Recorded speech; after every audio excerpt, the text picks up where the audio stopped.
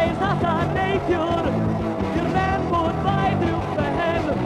Roedd hiw beth yn o'n symud, a'r hosais yn o'n sym.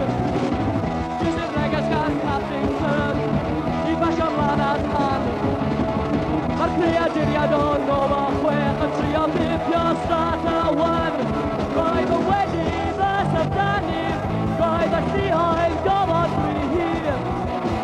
Rwydrau gofod yn dod yn nes, ac yn y canol fi hir. Ges i'r neges gan Captain Kirk i basio mlaen at han. Mae creaduriad o 9 a 6 yn trio pipio Strata 1.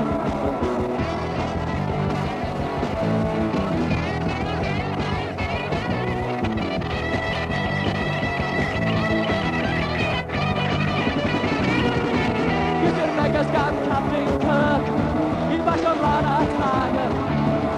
Mae creaduriad o 9 a 6 yn trio pipio Strata 1. Dychmygais mod i yno yn canol yr helynt i gyd. Wrth bod fy dong am nis a'r botwm i penderfynu trafod fi hyd. Ges i'r neges gan Captain Kirk i basio mlaen at han.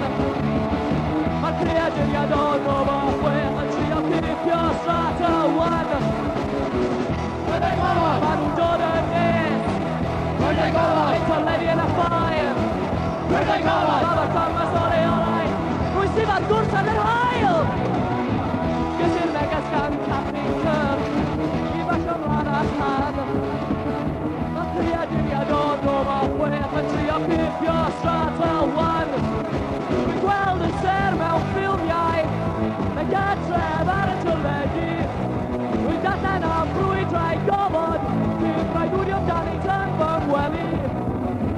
Ges i'r neges gan Captain Kirk i basio mlaen at han. Mae'r creaduriad o 9 a 6 yn trio pipio Strata 1. Roedd ei gofod! Maen nhw'n dod yn nes! Roedd ei gofod! Ein toledu yn y ffair! Roedd ei gofod! Mae'r Thomas o reolau! Rwy sydd ar gwrs yn yr hael!